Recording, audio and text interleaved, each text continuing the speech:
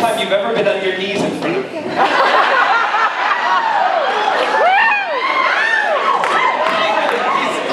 He's like, over it. Oh, I've never heard you say anything like that. Oh, are you on? Am I on? I am on. Thank you. That nice young man down there turned me on.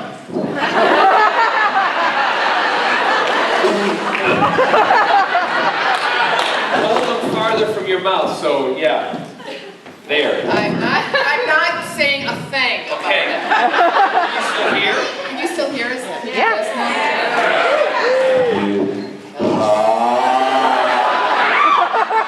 I'm gonna make your job a nightmare. Are you bleeding into it? Don't do that. It sounds like you're having sex. It's great. Maybe we should start with that story. I'll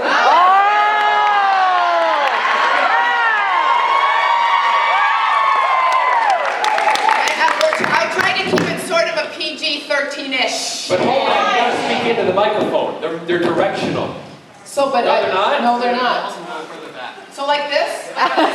So for next year, these mics are shit. Just yell if I'm doing it wrong, because he's going to do that. Tell us, okay, go tell the story. All right, anyway, well, thank you for having us. Yes, thank you. We're glad to be here.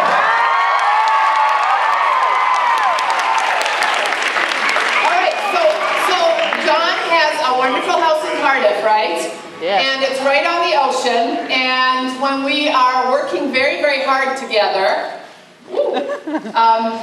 we usually end up in Cardiff. And it was one of those nights where we had been working really, really hard and drinking a little bit, maybe. A lot. And eating quite a few bags of some kind of sugary treat. So we go to bed, and we're in two separate rooms, obviously. John and Scott's master suite is toward the front of the house, and then the room that I usually get, called Carole's room, is right next to it. So I'm falling asleep in the middle of the night, all of a sudden I hear, oh.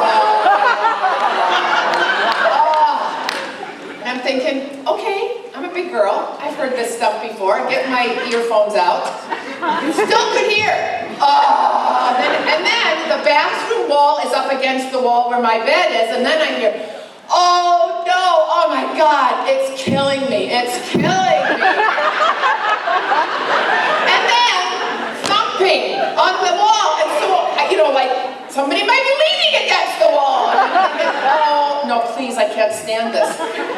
Pillow over the head, do my best to get asleep, wake up the next morning, come out into the hallway, and I look at him and he said, did you hear me last night? And I'm like, yes. He said, I had the worst heartburn. And I go, oh my God, you're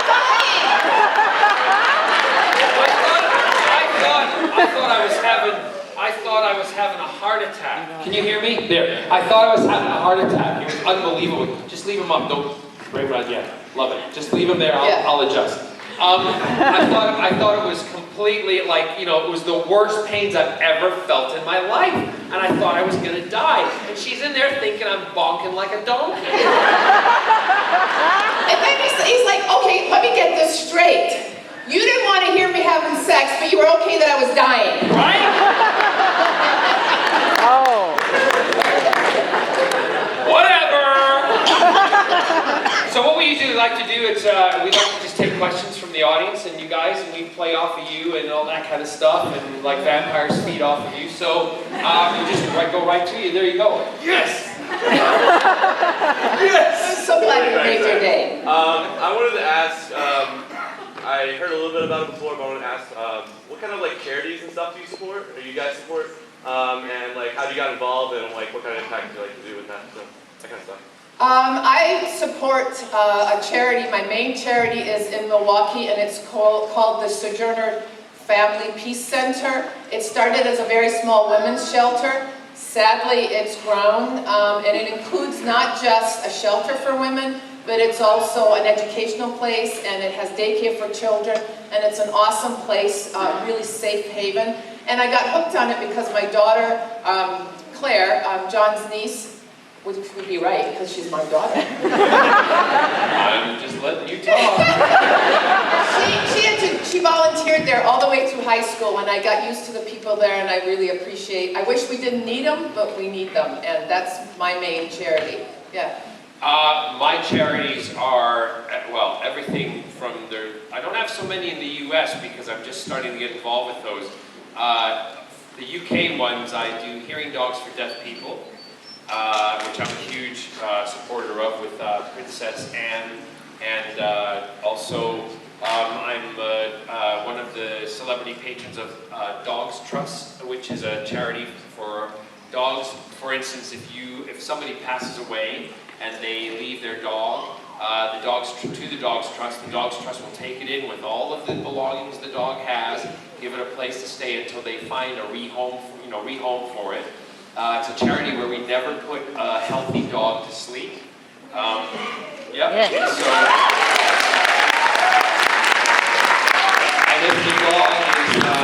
if the dog is not family friendly, the dog will live the rest of its life out in Dogs Trust. I also do a lot of cancer research charity work in the UK for nurses. I'm going to say the name wrong because I always do. Marie Curie nurses, I think it is, who take care of cancer patients. I also, gosh, off the top of my head.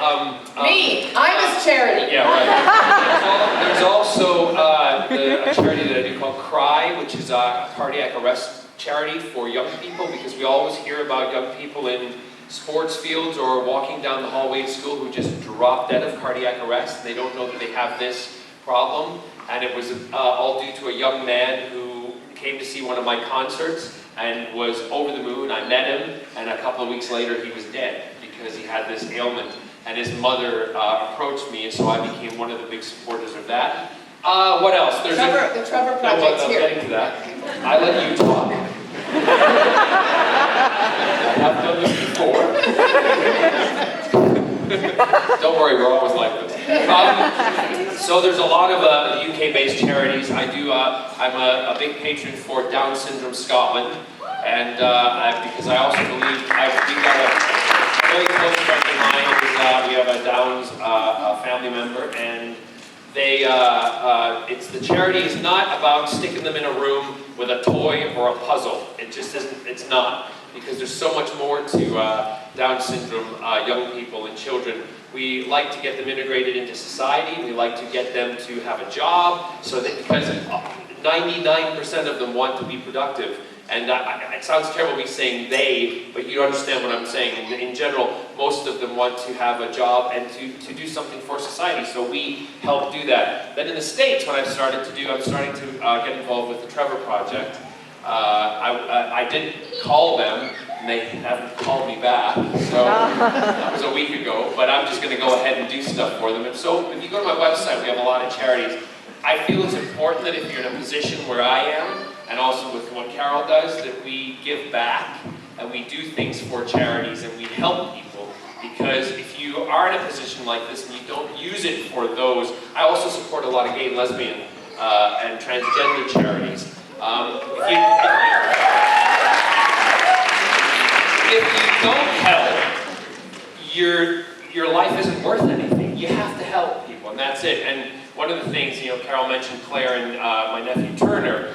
One of the things that they always did, they had to do an art project in the summer holidays, they had to do something with a charity in the summer vacation, and they also had to do sports. So those are the three things that the kids had to do on their summer breaks. It wasn't just about sitting around doing nothing. They had to get involved, and that's always how we've worked with our family. So if you want to involve yourselves in the charities, check out our websites. We're always appreciative of it, and I have a great team of people that work with it, and it's wonderful. Thank you for asking. I don't think we ever had that question. No, we haven't. That's the first time someone's asked that. Yes! Fans! I love you, fans!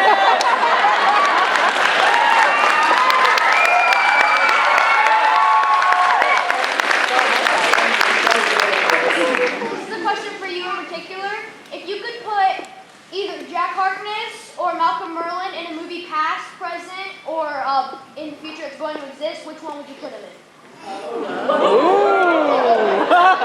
Which movie would I put Malcolm Merlin or Captain Jack Harkness in, past, present, or future, that exists or might exist?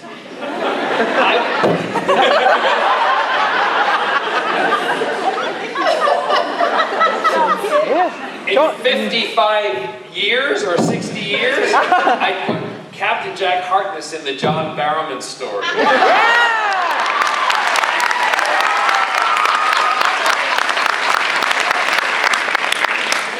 And then I would put Malcolm Merlin in The Wrath of Khan.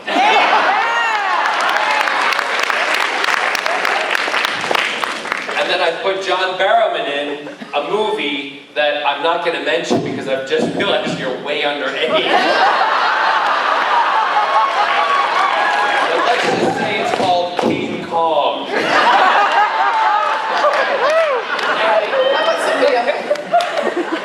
That's epic. Yes. Yes. Who is the coolest person in your phone contacts at the moment?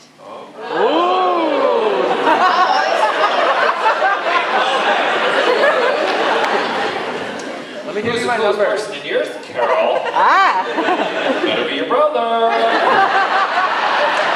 Oh, my phone's frozen. Oh, no. After my brother, you are going to love who the coolest person is on my phone contacts. And every now and then when I call up this person's contact, I don't call them, and I just stroke the glass. That's really creepy. Jillian Anderson.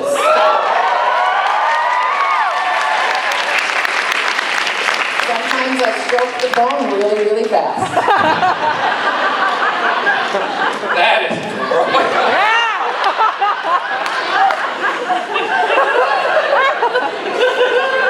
All right, so right away I bring up, I've got Alex Kingston. What else I have? I have David Tennant.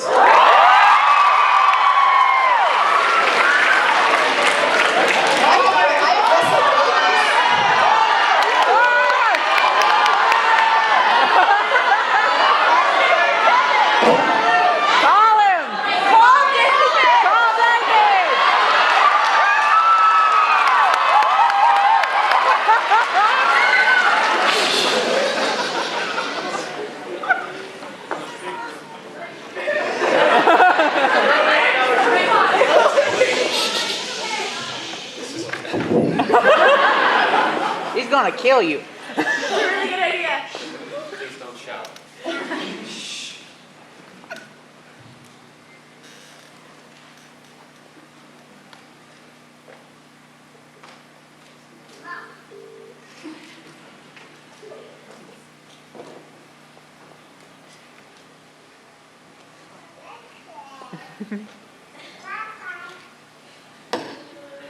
He's not answering.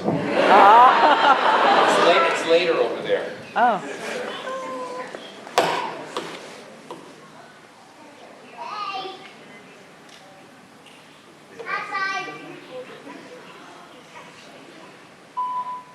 Hey David, it's Barrowman here. I'm just in North Carolina, and I was thinking about you because I have a lot of people who just wanted me to say hi to you. Say hi to me.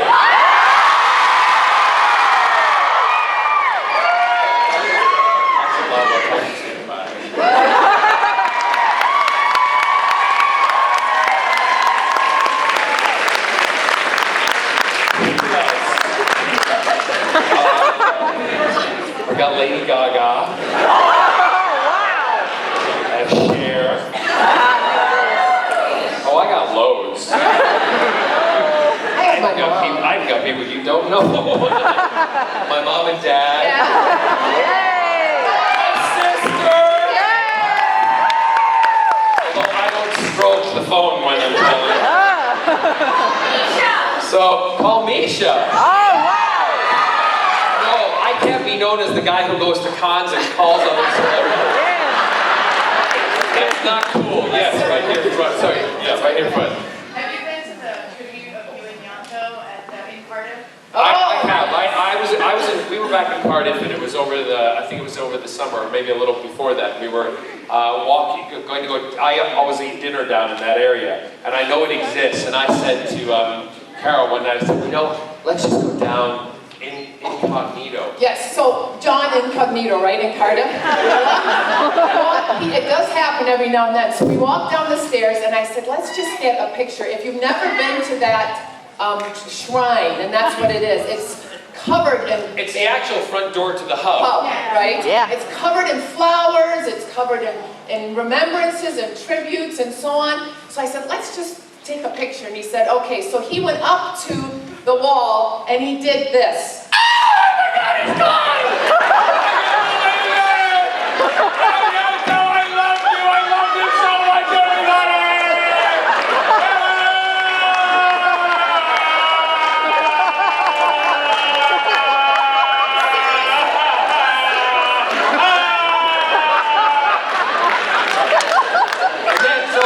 Started gathering, and she's like, what are you doing? I'm like, so they'll never forget the fucking show.